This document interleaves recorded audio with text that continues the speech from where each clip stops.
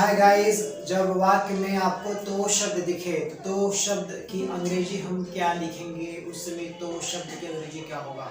तो गाइस आइए मेरे साथ वीडियो बने रहिए।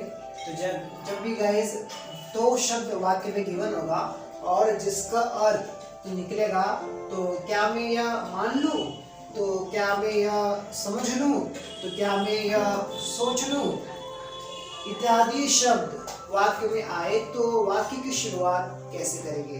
तो क्या मैं यह मान लूं, क्या मैं यह सोच लूं, क्या यह मैं समझ लूं। जब भी ऐसे वाक्य सेंटेंस में आते हैं तो शब्द शुरू में लगा होता है।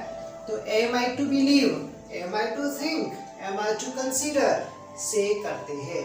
जब भी वाक्य की शुरुआत, तो क्या मैं यह मान लूं, तो एम आई टू बिलीव, क्या मैं यह समझ लूं, एम आई टू कंसीडर, क्या मैं ये सोच लूं, एम आई टू थिंक इत्यादि शब्दों से हो, तो ऐसे में क्या करते हैं गाइस, इन सब की अंग्रेजियां। तो क्या मैं ये मान लूं, am I to believe, am I to believe, तो क्या मैं ये मान लूं, एम आई टू बिलीव, क्या मान लूं, तो एम आई टू बिलीव, क्या दैट, कि दैट तुम नहीं जाओगे, you will not go, you will नहीं का not go, you will not go, am I to believe that you will not go।